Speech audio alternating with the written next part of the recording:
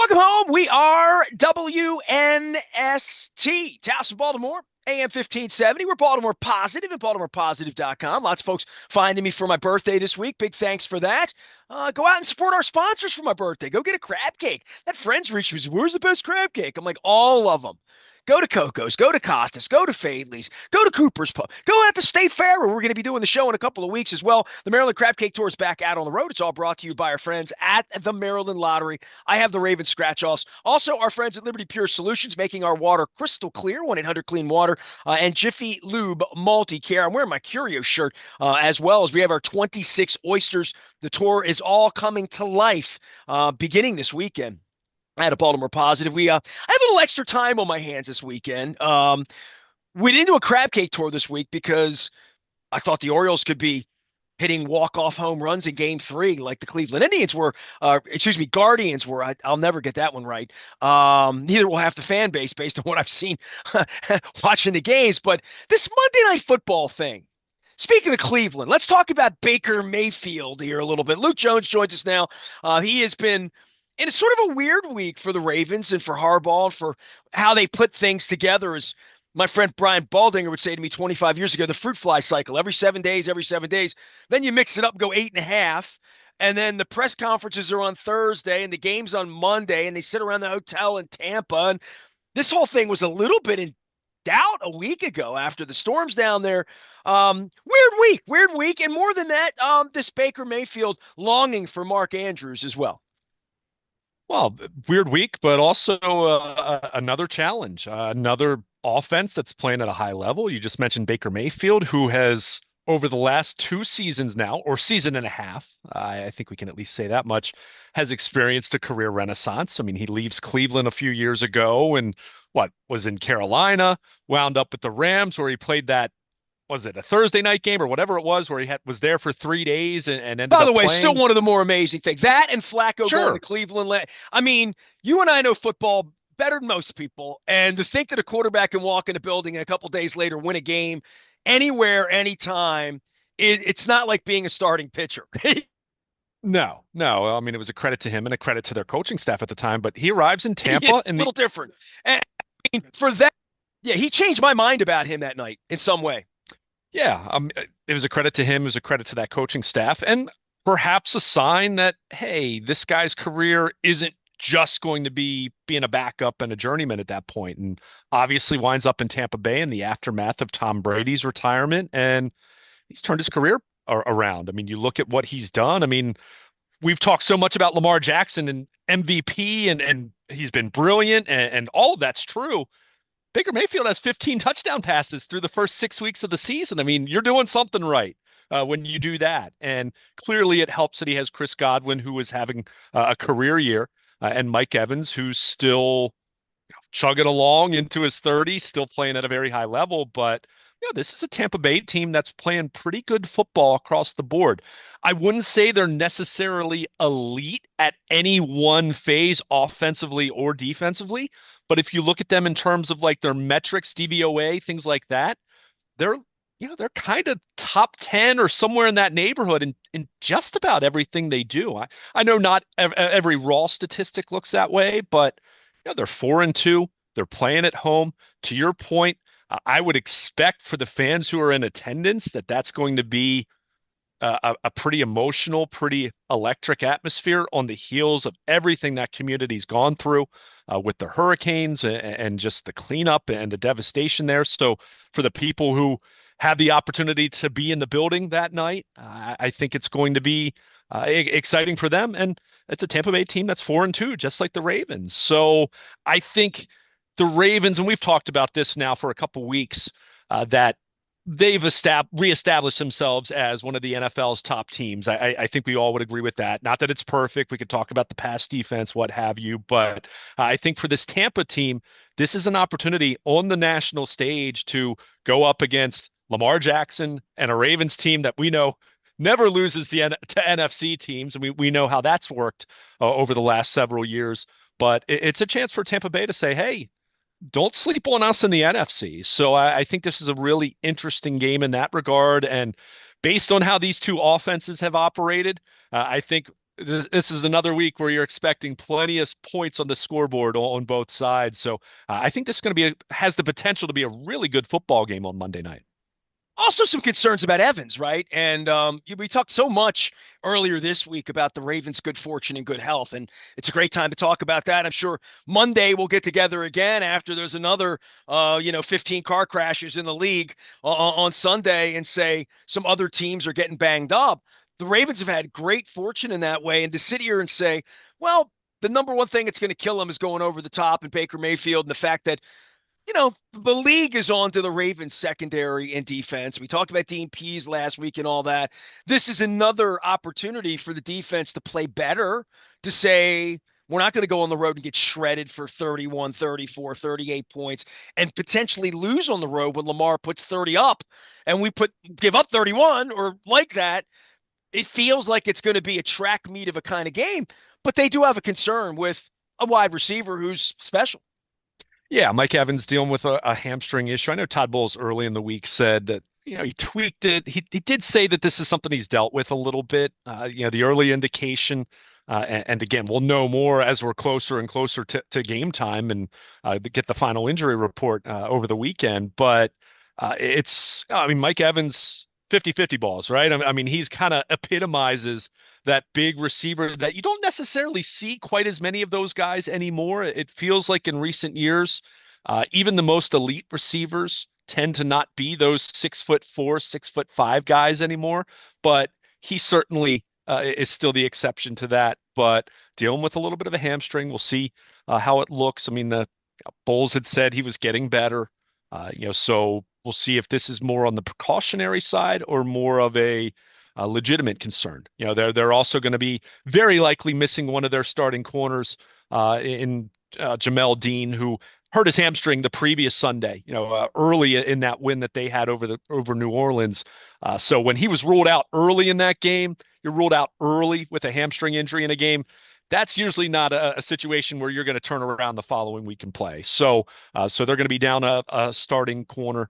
So that's another factor. But I think what's interesting, and you mentioned the pass defense, you mentioned Baker Mayfield and talking about the ball potentially going over their head. Certainly they still have the ability to do that if you have a healthy Mike Evans on the field. But if you look at how Tampa Bay has profiled this year, even compared to last year with Baker Mayfield, it's been much more of the underneath variety, much more getting the ball out quickly. And Tampa Bay leads the league in yak yards. So it's really going to be critical, not just for the secondary and this pass defense to cover, but they need to tackle. Because really the object for this Tampa Bay offense has been to get the ball in the hands of their playmakers as quickly as possible and to let them pick up yardage via missed tackles, via just getting into open space. So I think that's something that the Ravens, and we've seen them have their issues on that front. Maybe they've cleaned that part up a little bit, although certainly 2 weeks ago against Cincinnati, missed tackles on the long Jamar Chase touchdown. So not so much on that example, but that's where this might be a game where, okay, maybe they're not going to test you deep, although they could because they've seen the Ravens give up that as well. But you've got to be converging on the football. You've got to be making crisp tackles. You can't let guys get away and get downfield. So I think on that front, it'll be interesting. I'll point out Tampa Bay, is coming off of a big rushing day, but at this point, Nestor, I'll be totally honest with you, and I was even talking about this with a couple other reporters. The Ravens' run defense has been so incredibly stingy, and their pass defense has been so bad at times that even if you are a team that prides itself on running the ball some, I'm not sure how much it behooves you to go into a game against the Ravens and say, oh, we're going to try to establish the run. We're going to try to do this. Yeah, I don't know who that team is at this point. Yeah. Like, I'm looking at the calendar and the schedule and saying, well, it won't be the Bengals and it won't be the Browns and it won't. And I'm looking ahead and I'm like, who's going to really try to run the ball? And that's all the more reason they better figure out how to stop the pass. Yeah, exactly. And tackle, and just tackle in general. Sure, right? Sure. I mean, you just have to have a cleaner operation. But yeah, through 6 weeks, and I saw a couple people make this comparison, and I saw a couple incorrect ones out there. But through 6 weeks, the 2000 Ravens had given up a total of 304 rushing yards, a little over 50 per game.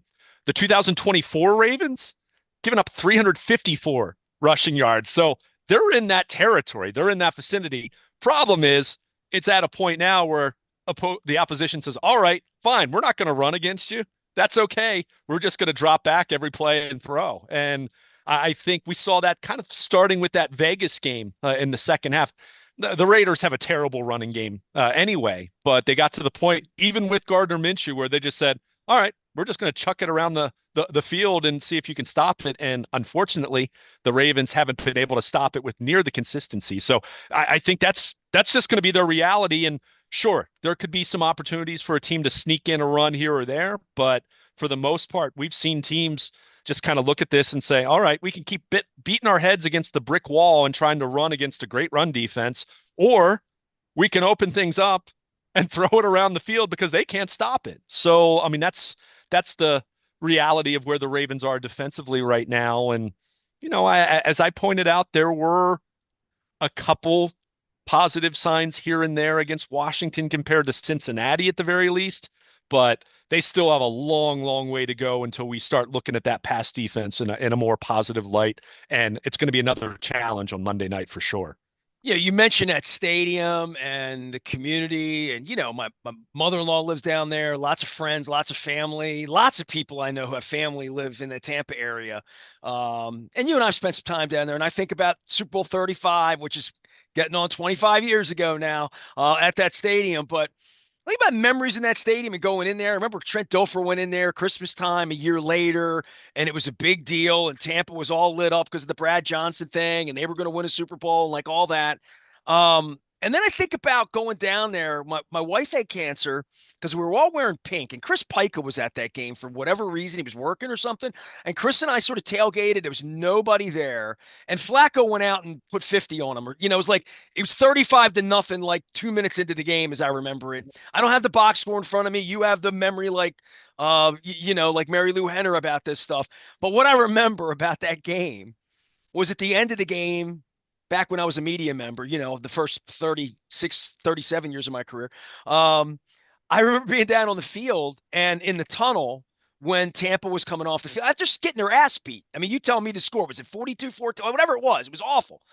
And I remember being in the tunnel and watching Mike Evans come out, and I stood next to a lot of football players, right? Like I've been in every locker room, planes, NBA. I've been around awkwardly large people. I was there when John Ogden was drafted up in New York. Evans walked by me, and I looked at him. I'm like, my God, he's like a tree. Like I couldn't believe how big he was against Steve Smith at the time with the Ravens and different wide receivers that we had around here. And I'm like, where do we get one of those? And it's amazing all these years later. And he's such a great name because it's a Good Times character. Mike Evans, great name, right?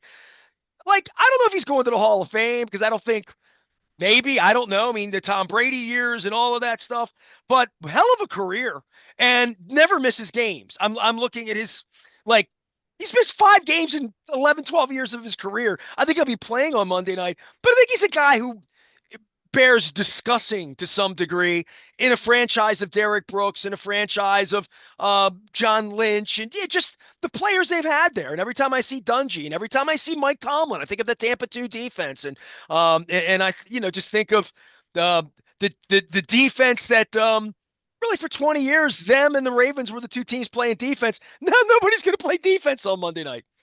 Yeah. I mean, to go back to what you mentioned in 14, now it wasn't 2 minutes into the game, but it was 2 minutes into the second quarter that Joe Flacco had thrown 5 touchdown passes. And the final score was 48-17. But it was really the first 16 and a half, 17 minutes of that ball game where the Ravens were up 35-0. So can I give you one more memory about that day? And this sure. This has everything to do with me being a snarky media prick.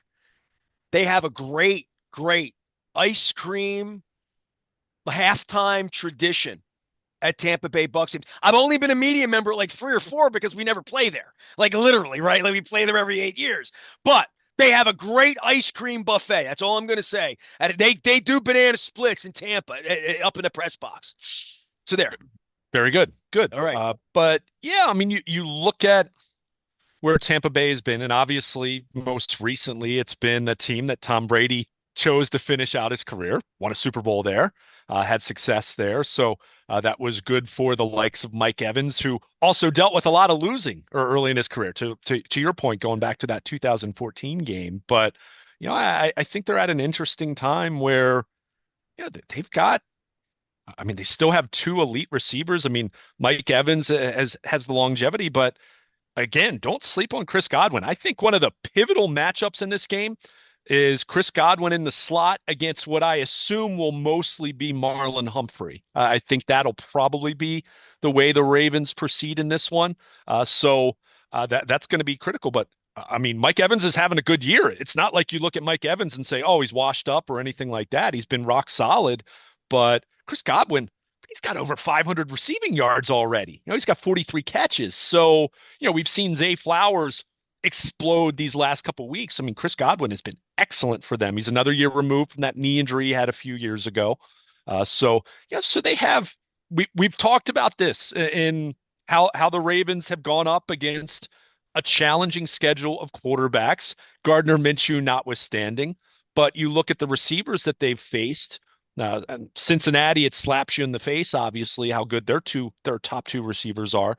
But last week it was Terry McLaurin, and now it's going to be Mike Evans and Chris Godwin. So, I think this is a big game. This isn't like a game that the Ravens look at it and say, "Oh, we must have this one. We need to have this one." They want to keep it going with a 4-game winning streak. But I think for the Tampa Bay side, this is a game where last year they were a nice story. They made it into the playoffs in a terrible division. We know all about that. But I think this is a game that the Buccaneers can really kind of stamp their hand. I think a little bit in terms of, all right, this is a team that needs to be taken seriously in the NFC. So I think what's interesting, and you mentioned the Ravens only play them every 4 years. I still find I forget about this every 4 years, but then you hear about it and it's like, oh, wow. You start to think back. Tampa Bay has not beaten the Ravens since that 0-2 game.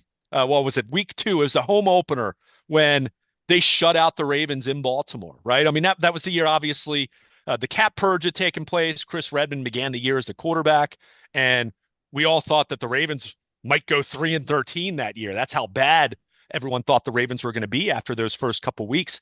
Tampa Bay has not beaten them since then. And I get it. They've only played 5 times since then, but the Ravens are still 5-0. And then we get into Lamar and knowing that Lamar's only lost one career game in a start against NFC teams. And that's where you look at this and say, okay, what is a little more interesting on that front? We just talked about the offense.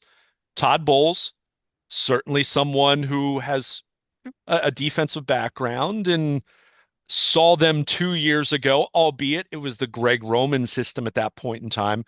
Does that make any impact here in terms of an NFC defense going up against Lamar? Oh, yeah, you throw Derrick Henry into the mix now. Oh, yeah, Mark Andrews is coming off of his best season or best game of the season. Isaiah Likely kind of sort of had his coming out party against the Buccaneers 2 years ago in that Thursday night game, if you recall, where the Ravens were trailing early in that game. Mark Andrews left the game with an injury, and Isaiah Likely had a big second half, and that was kind of his big welcome to the NFL moment. So will the Bucs have any more luck because they've seen Lamar more recently than the typical NFC team that you're talking every 4 years, and you think about the roster turnover and coaching turnover that typically occurs in 4 years. So I think makes this one a little more interesting on that front. But let's face it, I think both these teams are going to score a lot of points. It's going to be a matter of which defense can get a couple stops here and there. I mean, that might be the difference here. I think this game, I'd be surprised if we're talking about a game that's 20-17 on Tuesday morning. I think you're going to see at least both these teams in the high 20s, if not going into the 30s scoring wise. So, I think any team right now facing the Baltimore Ravens, where do you begin? I mean, you have to be creative. You have to have enough soldiers, quite frankly. You need guys that even with the right game plan defensively, they've got to be able to carry it out. You need to have a playmaker at every level. I think you have to be willing to take chances as a defense and not be afraid of Lamar making you look bad or Derrick Henry making you look bad. I think you do have to take some chances to try to make some plays against this defense because otherwise they're just going to, you can, you can be afraid of the big play or try to take some chances or play it safe and be in a position where the Ravens can paper cut you to death. I think they just have so many different ways that they can beat you right now that again, it kind of goes back to your offense better score and score a lot because I don't think you're going to get many stops against this Ravens offense that, let's face it, even early in the season when we were talking about the offensive line questions and concerns, they were still scoring points. I mean, it's not as though this team's come out there at any point and been held to 10 points or 13 points. I mean, at a minimum, they've scored into the 20s. So, it's not an easy task. Can a defense that saw Lamar at the very least and elements of this offense a couple years ago rise to the occasion? As I said, it's a solid defense. It's not an elite defense in any way. So it's going to be fascinating. But again, I come back to I'm not sure how many stops either team is going to make over the course of 60 minutes. So you better be ready to score points and score a bunch of points over the course of Monday night's game. He is Luke Jones. He is Baltimore Luke. We're getting ready for some football around here and certainly some World Series baseball at some point in the coming weeks as well. All of our work up at Baltimore Positive. We're doing the Maryland Crab Cake Tour. We're going to be at Mama's on the Half Shell coming up this Friday, the 25th. We'll be there in the afternoon. Got some great guests coming out. I'm not plugging everything, but I'm actually going to be in Owings Mills on a Friday for the first time in like 3 years. So I'm looking forward to that. Get some oysters out there as well and going to hang out with the McCusker family and my late great friend Scunny, his son Finn will be there, so it'll be a good time. All are brought to you by the Maryland Lottery. Have Ravens scratch-offs to give away, as well as our friends at Jiffy Lube Multi-Care putting us out on the road. All right, last thing on Tampa, and because you and I are going to do a whole like residue thing on this come Monday, where are you on Baker Mayfield's renaissance? Are you stunned, shocked? I mean, I mentioned that Thursday night game when he went out there and Rams gear and ran around, and I'm like, the Rams are desperate. That's how I felt. And then they won, and I'm thinking nobody's prepared to play on a Thursday night, but he was. And now he's sort of filled in for Tom Brady, winning football games. The thing hasn't bottomed out in Tampa the way it has in New England. It has in New England twice now, right? So, and I don't know where the bottom of that will be when it's all over with for the Patriots, but and we'll watch them play on Sunday night as well. I would just say for me with Baker Mayfield, I'm shocked all the way around. I was shocked that he was ever a 1-1. I remember distinctly having a conversation on that day we froze our ass off in Green Bay, you and I, in the Lambeau Field press box. He was crotch chopping, doing something really dumb, wagging his finger at fans, dumb like the Eagles head coach, wagging his finger at the Eagles fans at home last week, and then put his kid on his lap in the press conference. I would just say for Baker Mayfield, I'm shocked that he's had this level of success, especially after the commercials in the beginning and the bottoming out of Cleveland. I tip my cap to him. He is he's a little bit of a rocky figure for me when it comes to quarterbacks and 1-1 and enough legs to be interesting, enough arm to be interesting. But I don't look at him and ever compare him to, dare I say, any of the real 1-1s when I'm talking Peyton Manning. And I would even put Andrew Luck and a couple of other guys in that category. Even Trevor Lawrence, I thought was a much better prospect. Time will tell in Jacksonville, and a lot of this, as Sam Darnold will prove, it's about environment. It's as Baker Mayfield, as Geno Smith, all these resurrection guys that come back, and then guys like Justin Herbert and these guys that we anoint and give them the TV commercials, and we wait for them. Baker Mayfield's making a case for himself, and I'm interested to see him play against this team and at home and see what they have under the hood on Monday night. Because I've been a Baker Mayfield doubter. And the way you think I'm a Lamar doubter, I'm not. And I'm a Joe Burrow fan. I guess I am. And thinking like I'm going to bet $1 on that guy to win a Super Bowl at some point because of the kind of leader he is, the organization he's in.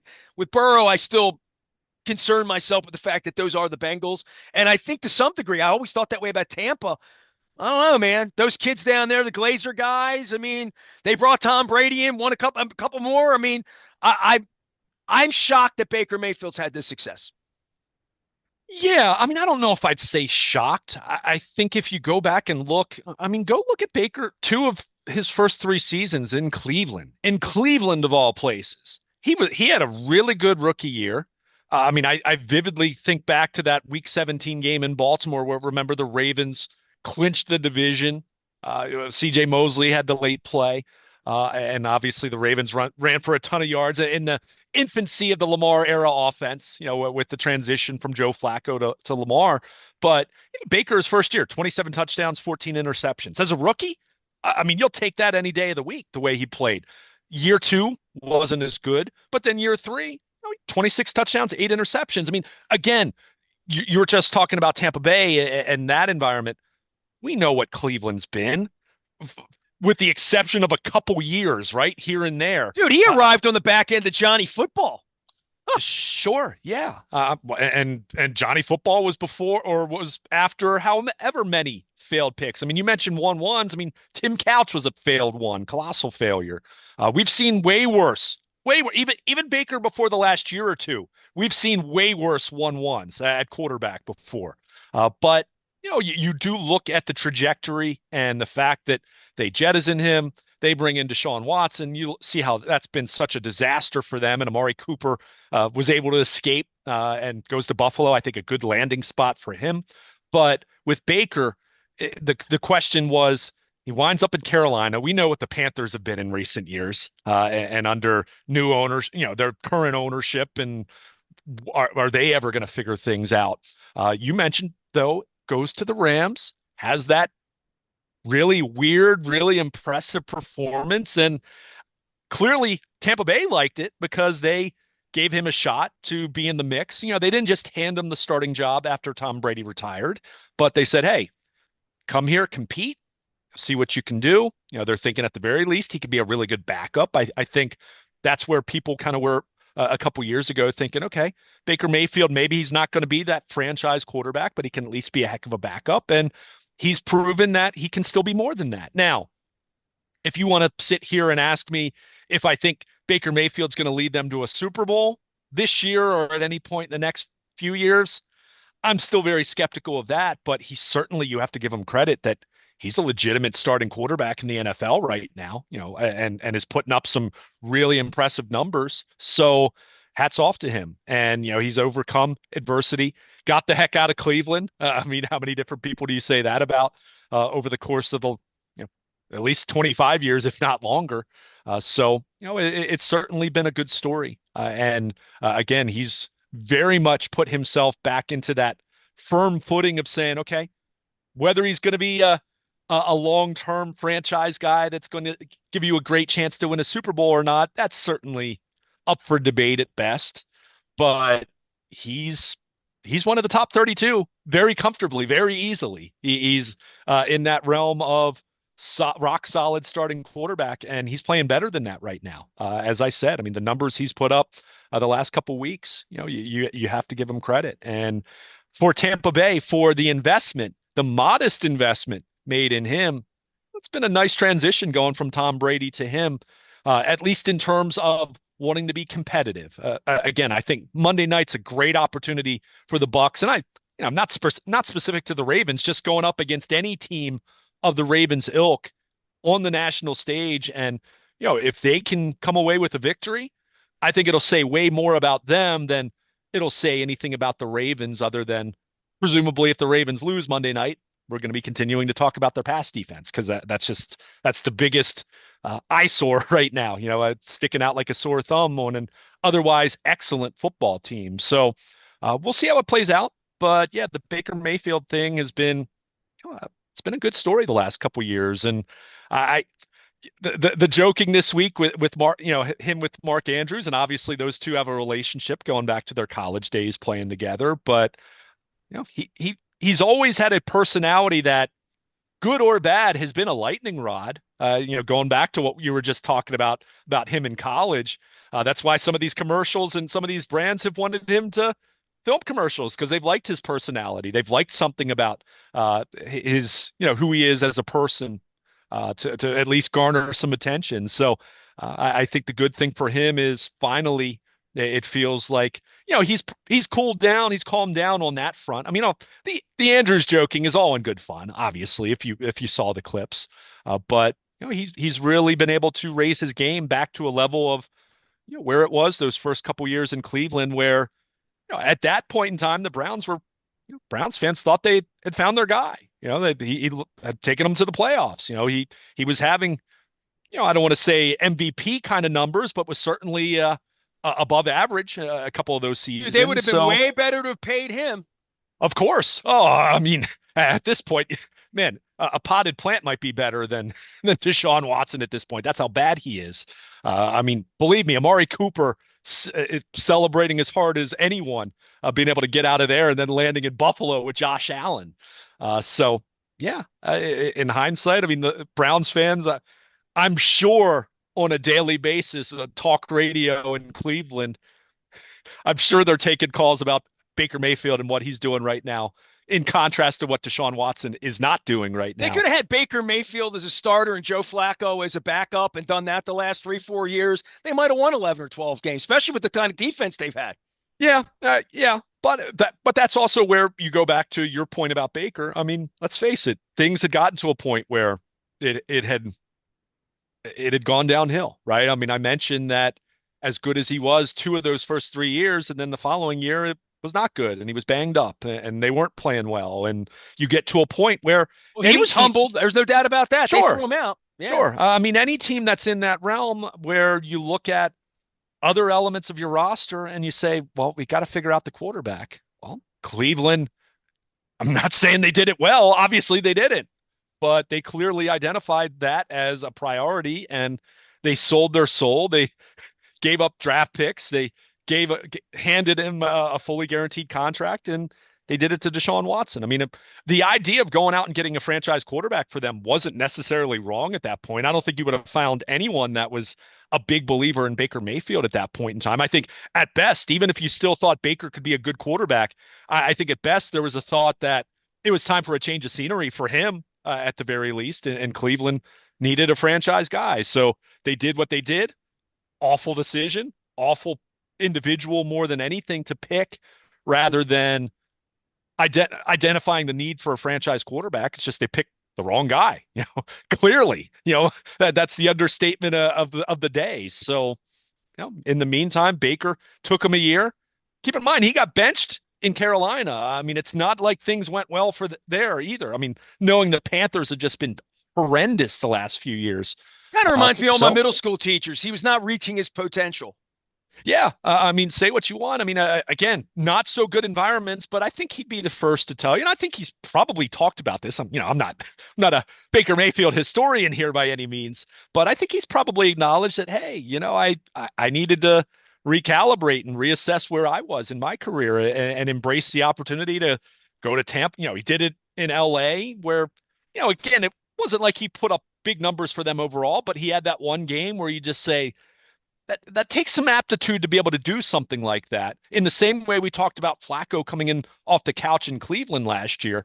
And then he parlayed that into an opportunity in Tampa on the heels of Tom Brady retiring. And he's taken the ball and he's run with it. And he now has the Bucs playing, playoff caliber football at the very least. Again, I think this is a big opportunity on their side for a statement win. For the Ravens, it's the next challenge in terms of, hey, you faced a pretty good run of quarterbacks and opposing offenses. Monday night's going to be no different, because Baker's playing at a high level and he has 2 elite receivers that you better be ready to cover, because those 2 guys are able to make plays, assuming Mike Evans is on the field. And as we mentioned, the hamstring, we'll monitor that as we get closer to kickoff. I'm going to pretend we're a gambling network now. I mean, all the rest of them are. 3.5 point underdog at home, right? Over under's 49.5. I would just say this, as a gambling guy, I could not pull the trigger to bet against Lamar against the NFC thing. I think that's one of the weirder things, even weirder than John Harbaugh's incredible Augusts. I would say the amazing thing about Lamar against the NFC, And the fact that they NFC teams don't see it, can't stop it, wherever it is, whatever you think Kyler Murray's doing, whatever you think Jalen Hurts is doing, whatever you think any of the running quarterbacks in the league, and now we're on to maybe a quarter of the league's quarterbacks are more like Lamar and less like Peyton Manning or Tom Brady or Joe Burrow, right? And Joe Burrow's not that way. He ran for a 50-yard touchdown. I shouldn't even throw him into that. Josh Allen runs. I mean, most of the guys run a little bit. The Lamar thing's amazing to me because and maybe it's because I'm out on Twitter and see other places and where quarterbacks are an issue. And maybe Joe Flacco shows up in that Colts gear with his beard looking all sexy and looking 31 again in Indianapolis. But I think about anybody could have had Lamar a year and a half ago. When I had Mike Silver on 2 weeks ago, I'm like, Tampa was one of those places. He would have loved to have gone and played in Florida. He would have loved to have gone to Miami. Jacksonville had their thing sorted out, and I don't think that was a good spot. Indianapolis was a place for him. We're seeing New Orleans now struggle. Carolina's a mess. I don't think that would have been good. Atlanta, interesting place for Lamar. I mean, are they really going to win a Super Bowl with Kirk Cousins? Stop. So I'll tell you right now, no, they're not going to win a Super Bowl in Atlanta with Kirk Cousins. So I look at it and see this Tampa thing and say they signed up for Baker Mayfield. It worked out okay, better than a lot of places that looked at Lamar and said, nah, we'll take Anthony Richardson. He's too rich for our blood. We don't want to do that. Or fight with the Ravens or get into a bidding war, whatever that restricted thing would have been a year and a half ago. But Tampa's a place that could have had Lamar. Could they have though? I mean, did they really had cap issues? They had money issues. It's not too. just that. Where were they picking in the draft? You know what I mean? Like they didn't have because keep in mind this was going to require a trade with the Ravens, and you kind of look at that element of it too. Where look, I mean we can rehash all that if you really want to. I don't. I'm just saying it's uncanny that Lamar beats these NFC teams and nobody wanted Lamar. But it also just speaks to it's really a credit to him that he just continues to get better and better. I mean, I don't know how much of the residue of the Washington game, but there were a couple different this is former players talking and talking about how much of a command of the offense he has right now. Not just talking about what he's doing after the ball is snapped, but what he's doing at the line of scrimmage, what he's doing pre-snap, getting them in and out of certain protections, in and out of certain plays. I mean, year two in the Todd Monken system, I mean, you think back to everything that we would talk about over the years in terms of what could be done to potentially never really stop Lamar, but slow him down, right? A couple of years back, it was a cover zero blitzing. Well, look at what he's done against the blitz this year. I mean, he's largely shredded it, and you just. Well, you have to recognize it to shred it, right? Sure. So, part of this was really the education of him under center, I think. And if I were writing the book on it, saying everything he brought with him every year that he liked, that he excelled at, where they said in the beginning, well, maybe you're not the greatest at reading defenses. Maybe that's not what you did in Louisville. Maybe, but here we're going to go to Algebra 1 and then Algebra 2 and then Calculus and all the things that I flunked out of, that we're now at the point where reading he could never be great unless he could get to the line of scrimmage and get them out of plays, right? Like it was never going to be great until he could pick his play and pick his poison and know exactly where the seam would be and whether he should get rid of the ball or take the ball, and reading hips of linemen, right? And watching guys crash down in the running game. But in the passing game, it really has become, and I questioned this a year and a half ago. Yeah, they're going to have him read defenses. They haven't given him that early on, but he's taken it on. And I think that's the thing they knew about him in the beginning. They thought if he can survive long enough, he can be a 3-time MVP quarterback.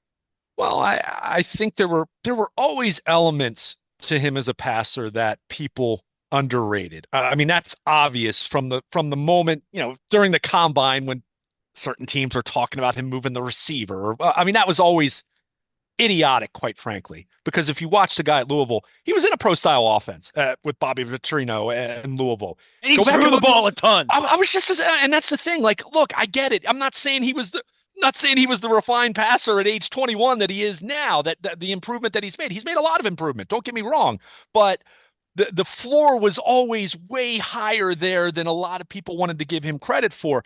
Now, the Ravens, had a Greg Roman offense that, let's face it, wasn't asking him to do a ton as a passer, but what they had him do as a passer, he did quite well. In his first full year, he led the league in touchdown passes. You got to be doing something right to be able to do that, right? You can't just do that with little ability. So it's just been a matter of they got to a point where I think, and we talked about this a few years ago, they outgrew the Greg Roman system. Greg Roman's never been known as someone who has a high level, complex, sophisticated passing game that you would compare to something that Tom Brady or Peyton Manning or someone of that ilk is running. So they went to version 2.0, which is bringing in Todd Monken. They still run the ball a ton. I mean, heck, they just brought in Derrick Henry, and Derrick Henry's leading the league in rushing, right? So it's not as though they've abandoned that element. Lamar's running the ball as much as he has in 3 years. So it's not like they've abandoned that either. But you have I'd say their wide receivers are not elite in terms of group, but Zay Flowers is the best wide receiver that Lamar's played with in terms of in his prime. Not talking about name guys like Deshaun Jackson or Des Bryant when they were already into retirement when the Ravens brought them back. But in terms of what Zay Flowers is, we've seen Rashad Bateman play well and do things that maybe didn't live up to first round hype, but he's looking like a pretty rock solid number 2 wide receiver right now. They obviously have the 2 tight ends in Andrews and Likely. So it's all of this coming together. And then you have a 27-year-old quarterback who's now in year 6 as a starter.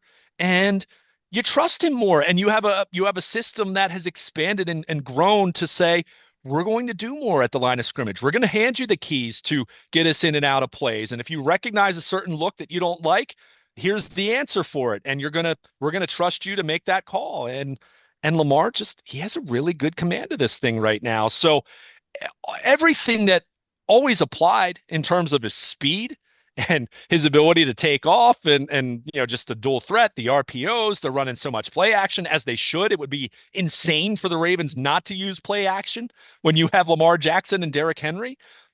All those elements that were explain the bulk of that 22-1 record against the NFC still apply. And oh yeah, you have your quarterback playing at a higher level than ever in terms of just how he's operating, in terms of how he's getting in and out of this thing. I mean, we've talked about it, Nestor. Lamar's been sacked 7 times in 6 games. Credit the offensive line, don't get me wrong, but a lot of that is him understanding pressures and how to get them in and out of certain protections. And also when the pressure's coming, him getting rid of the ball or taking off and not allowing that pressure to wreak havoc on the play and to knock them back 10 yards and suddenly they're in 2nd and 21 or something like that. I mean, it's just a really clean operation right now, and it's different. It's different. I mean, years ago, I used the analogy with facing Lamar Jackson. It's like, and this doesn't even apply anymore because the AL and NL, I mean, interleague play is so baked into what you see that you see everyone regularly. But you think back in the day of interleague play or even before that, where Lamar's that pitcher who can throw 100 and also has a devastating breaking ball. And if you don't see that guy, I mean, the batters who see that kind of pitcher struggle. I mean, the AFC, Lamar's record against the AFC is great as well, right? I mean, like he's won a lot of football games.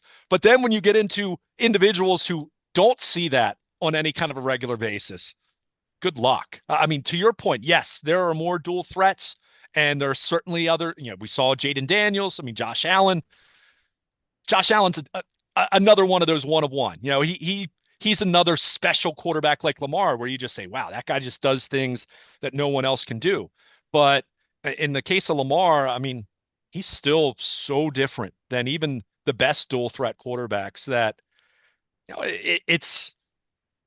I would say it's like preparing for Navy in college football. Though Navy certainly they've modernized, they've modernized their offense, and they're in the top 25 as a result right now. So hats off to the mids, but it really is that element where you might think you have a defense that can handle this or that, with the opposition, but there's just so much to deal with, and that's why I keep coming back to, all right, you might figure out a way to stop this team a couple times here and there, but you better score a heck of a lot because I think at this point in time, I'm not sure what defense is out there that's holding this team to under 20 points without the Ravens doing a lot of self-destruction, right? Turning the ball over, penalties, things of that nature. Because I just think it's an offense that's really firing on just about all cylinders. I mean, there's very little about this offense right now.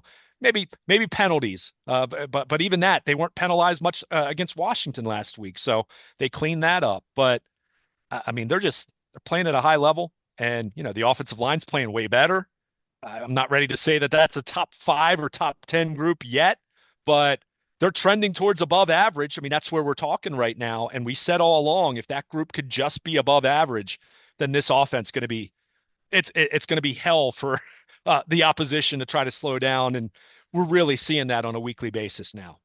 Luke Jones is here. He's Baltimore Luke. As many of you listeners know, we have no shtick here. He's Luke, I'm Nestor, and I do my thing, and he does his thing, and he tries to not be completely annoyed by me most of the time. But we are coming up on the 1-year anniversary of a momentous occasion that I'm looking forward to pointing out here on the internet. I will be pointing it out on social media and other places. And I want to point it out right now because we've just done 45 minutes of conversation about Tampa versus Baltimore, and we haven't discussed the most important thing, which is Derrick Henry. We've only said his name one time, I think, in 45 minutes. You go through the transcript here. We just pointed out that he's going to get 100 yards, and they're going to rush for 3. I think we did that 48 minutes ago. November 2nd, 2023, I made a major case earlier this week that adding Derrick Henry would have made the Baltimore Ravens unstoppable. We'll never know, but that would have been fun. How do you feel about that quote a year later, Luke? Do you mind that I bring that up on the 1-year anniversary 2 weeks from now, and then bring that up every week that he's healthy and they might win a Super Bowl because of him? It's fine. Okay. What do you want me to say? Like, no, I disagree. I mean, I just want when they win the Super Bowl, I want to at least be able to say I told you so. Okay. Can we at least say this? Can we stop? And I don't mean you because I haven't heard you say this. Can we stop with suggestions that Derrick Henry's an MVP candidate? Stop. It's Lamar. It's not even close. Go look at, and I'll tell you why. Well, because you saw the first 10 years of Derrick Henry's career in Tennessee without right, Lamar. and he was amazing, and they didn't win anything. And it just speaks to the value of a running back compared to a franchise quarterback. But I want to throw one stat out for you, and this speaks to Derrick Henry being the first to tell you that he's benefiting more from playing with Lamar Jackson than Lamar Jackson is benefiting playing from Derrick Henry. Doesn't mean that they're not both benefiting. Let me be clear. I'm just saying Derrick Henry is benefiting more, and I'll tell you why. Go look at his numbers. You can see this on Pro Football Reference or any next gen stats, all of that. He is at a career high, an overwhelming career high in yards before contact, before rushing attempt. Even higher than where he was when he ran for 2,000 yards in Tennessee. Now, his yards after contact are also very good, but they're not, that's still more so in line with what he's done over the course of his career. With Lamar Jackson at quarterback, teams they're kind of paralyzed at the snap because they don't know exactly what to do. And Derrick Henry is absolutely roasting teams as a result. Well, their hips are going the wrong way. It buys him another second and a half, and he's gone. And let me be clear. I'm not saying this to be dismissive of what he's doing. He's been phenomenal. But my point is, stop with Derrick Henry being MVP. No, Lamar. It's Lamar, and it's not even close. It's not even a debate. I'm not going to. It just tells me you don't know football when you say that. That's all. I mean, there's a whole litany of those people out on X. They all have a bar stool. And let me be clear. Look, that doesn't mean Derrick Henry may not be talking about him winning Offensive Player of the Year, because we know that that's typically gone to whoever has the best offensive stats that doesn't win MVP, even though you could make an argument that the MVP could be Offensive Player of the Year as well. But no, I just want to stress where Derrick Henry is in terms of his yards before contact, yards before he's been touched. We've talked about it on some of these sweep plays where, or some of these, well-designed runs where, they've pulled linemen, all that, where he's not even being touched until, in some cases, not touched at all. And it just speaks to Lamar. It speaks to this operation, speaks to the collective effort. And yes, Derrick Henry's been incredible. So look, The goal will continue to be what we've said about this offense for years now. Again, this is not the first time this offense has been in this kind of territory. They've led the league in scoring. They've led in rushing. We've seen them do this in the past. It's all about, hey, it's mid-October now. That's great. Looks like this could be the best team in football, or they're certainly in that conversation right now after an 0-2 start. It's all about keeping this thing going, keeping everyone healthy, keeping everyone fresh until January. I mean, we have to keep bringing that up because again, that's where this team's been, and it's a credit to them. My goodness, it's a credit to them.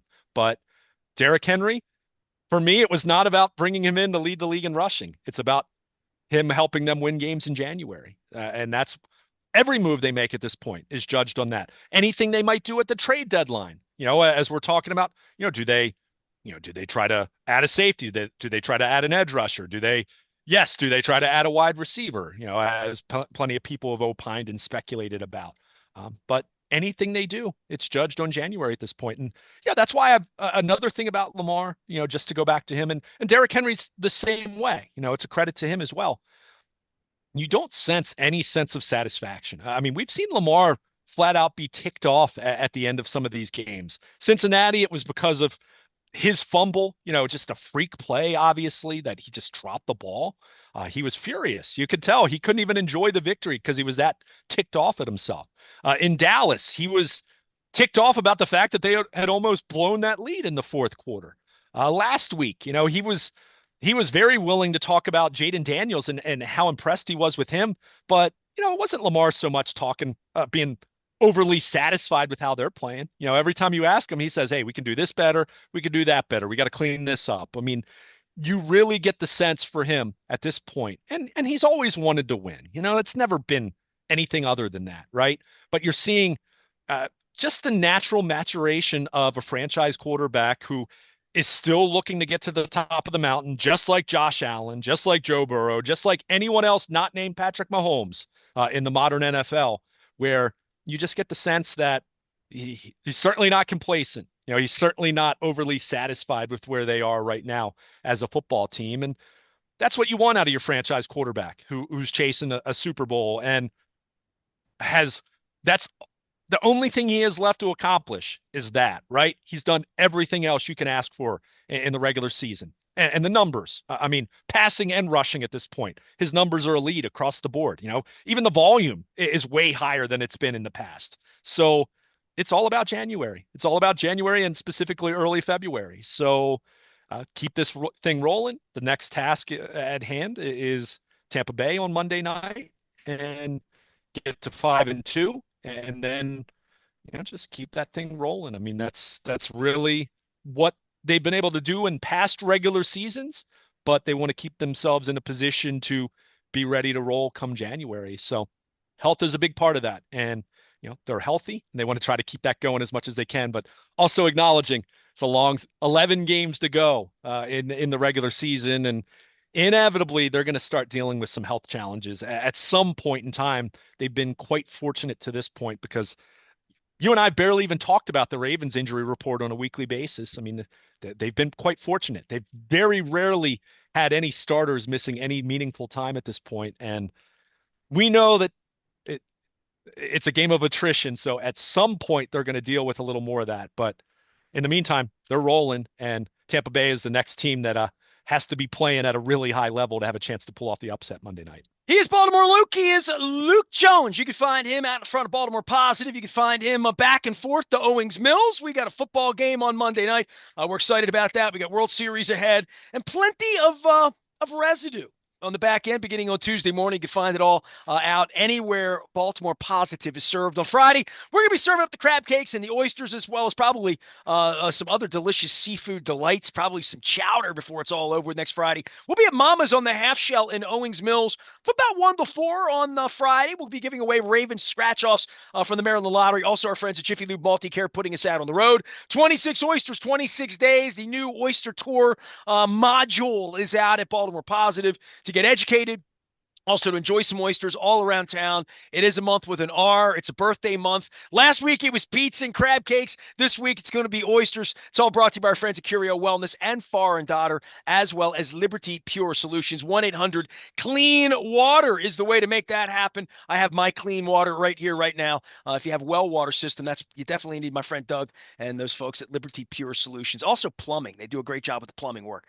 He's Luke. I'm Nestor. It's another football week around here in October. We are WNST, AM 1570, Towson, Baltimore. We never stop talking Baltimore positive.